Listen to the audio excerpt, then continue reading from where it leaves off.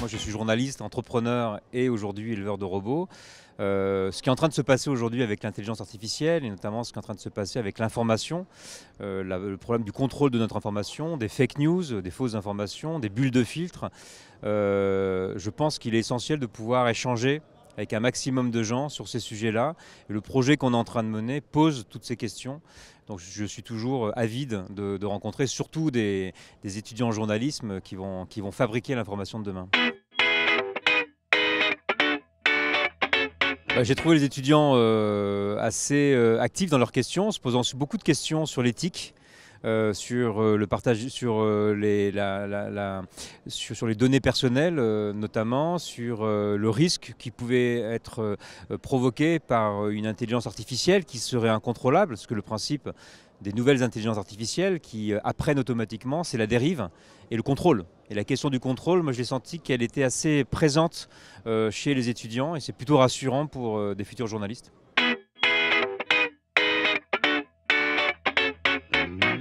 On a tendance à dire que les étudiants en journalisme étaient souvent plus réactionnaires que le reste de la population jeune. Je trouve qu'il y a quand même une vraie évolution parce que finalement les codes en fait, du journalisme ont fini petit à petit par s'adapter en fait, à ce qui se passe sur Internet. Et donc je trouve plutôt que, je ne dirais pas qu'il y a de différence, je pense qu'on a des jeunes qui sont dans leur temps, mais qui continuent de se poser des questions de sens, de valeur et d'éthique. Et je pense que la prochaine génération de journalistes, si elle veut réussir, elle doit mettre les valeurs et le sens au cœur de son métier. Le premier rôle d'un média aujourd'hui, c'est de créer du lien avec sa communauté de lecteurs.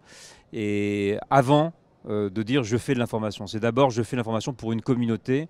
Pourquoi c'est extrêmement important? Parce que, se pose le problème de la confiance. On aura beau faire une information de la plus grande qualité qui soit, si la confiance n'est pas là, et la confiance elle est en train de s'effriter aujourd'hui, eh bien, si on ne résout pas ce problème-là, je pense qu'on aura de vrais soucis. Donc la première chose à aller, c'est aller au-devant de sa communauté, la comprendre, créer du lien. Ça c'est c'est vraiment la première grande leçon qu'il faut retenir quand on veut être journaliste.